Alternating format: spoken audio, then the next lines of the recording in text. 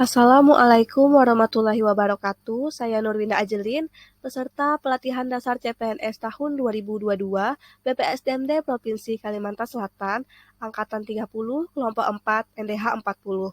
Pada kesempatan ini saya akan memaparkan analisis isu efektivitas kinerja individu berdasarkan tupoksi dengan tutor Bapak Insinyur Topik Kurahman, MSI. Tahap pertama, melakukan pra-analisis, ditemukan isu atau masalah sesuai tupoksi saya sebagai penyuluh kesehatan dan pencegahan penyakit di UPT Puskesmas Barambai, yaitu 1. Kurangnya kepatuhan masyarakat atau pasien dalam penerapan protokol kesehatan, 2. Tingginya kasus hipertensi, 3. Masih rendahnya cakupan perilaku hidup bersih dan sehat, 4. Masih rendahnya kunjungan balita ke posyandu di beberapa desa. Tahap selanjutnya, melakukan analisis lapisan masalah dengan beberapa metode. Pertama, metode APKL. A. Aktual, P. Problematik, K. Kekalayakan, dan L. Layak. Berdasarkan hasil scoring dengan skala Likert didapatkan prioritas pertama adalah rendahnya cakupan PHBS dengan jumlah skor 16. Prioritas kedua, kurangnya kepatuhan masyarakat atau pasien dalam penerapan protokol kesehatan dengan jumlah skor 15. Prioritas ketiga, tingginya kasus hipertensi dengan jumlah skor 14. Dan prioritas keempat, masih rendahnya kunjungan balita ke posyandu di beberapa desa dengan jumlah skor 12. Analisis lapisan masalah selanjutnya dengan metode USG, U urgensi, S seriousness, dan G growth. Berdasarkan hasil scoring, prioritas pertama dengan total skor sama-sama 12 yaitu tingginya kasus hipertensi dan masih rendahnya cakupan PHBS. Prioritas kedua dengan total skor 10 yaitu kurangnya kepatuhan masyarakat atau pasien dalam penerapan protokol kesehatan. Prioritas ketiga dengan total skor 8 yaitu masih rendahnya kunjungan balita ke posyandu di beberapa desa. Dari hasil analisis lapisan masalah, diperoleh prioritas masalah utama adalah masih rendahnya cakupan PHBS. Kemudian dilakukan analisis isu menggunakan diagram fishbone untuk mengetahui beberapa faktor penyebab masalah. Pertama, manusia. 1. Kurangnya pengetahuan, kesadaran, dan peserta masyarakat. 2. Perilaku merokok.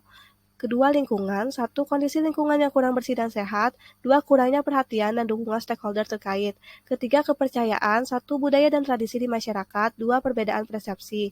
Keempat, metode. 1. Kurangnya sosialisasi dan pembinaan kepada masyarakat. 2. Metode penyuluhan yang digunakan tidak beragam. Kelima, material. 1. Kurangnya sarana prasarana promosi kesehatan. 2. Keterbatasan anggaran dan sumber daya manusia. Berikutnya, melakukan analisis SWOT.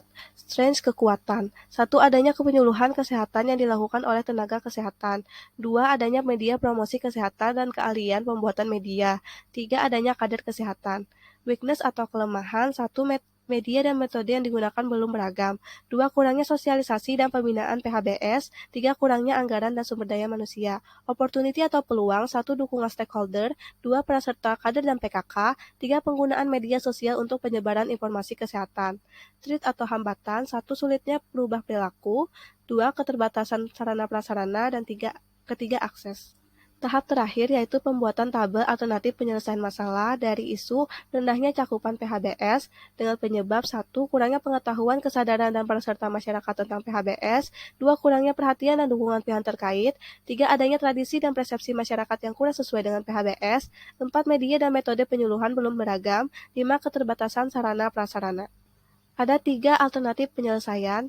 Yang pertama, melakukan advokasi kepada stakeholder terkait untuk mendapatkan dukungan program PHBS. Dengan tahapannya, 1. Menetapkan tujuan advokasi, 2. Menyiapkan data yang diperlukan untuk advokasi, 3. Mengatur waktu pertemuan dan melakukan komunikasi dengan stakeholder terkait. Hasil yang diharapkan adalah adanya dukungan kebijakan mengenai penerapan PHBS di wilayah sasaran dengan pihak terkait yaitu Puskesmas dan pemerintah desa. Alternatif kedua, penyuluhan dan pembuatan media promosi kesehatan tentang PHBS. Tahapannya itu 1. Membuat rancangan media penyuluhan, 2. Melakukan penyuluhan di dalam dan luar gedung, serta media sosial. Hasil yang diharapkan adanya media promkes, terlaksananya penyuluhan kesehatan, serta meningkatkan pengetahuan masyarakat mengenai PHBS. Pihak yang terkait yaitu Puskesmas, kader, dan masyarakat. Alternatif ketiga yaitu kerjasama dengan kader kesehatan agar dapat berperan aktif dalam sosialisasi dan pelaksanaan PHBS. Dengan tahapannya 1. Mengatur jadwal pertemuan dengan kader kesehatan, 2. Memberikan informasi mengenai PHBS. Hasil yang diharapkan adalah adanya terlaksana pembinaan kader kesehatan dan meningkatkan pengetahuan kader tentang PHBS. Pihak yang terkait yaitu Puskesmas dan kader. Demikian yang dapat saya sampaikan. Terima kasih atas perhatiannya. Jika ada kekurangan mohon dimaafkan.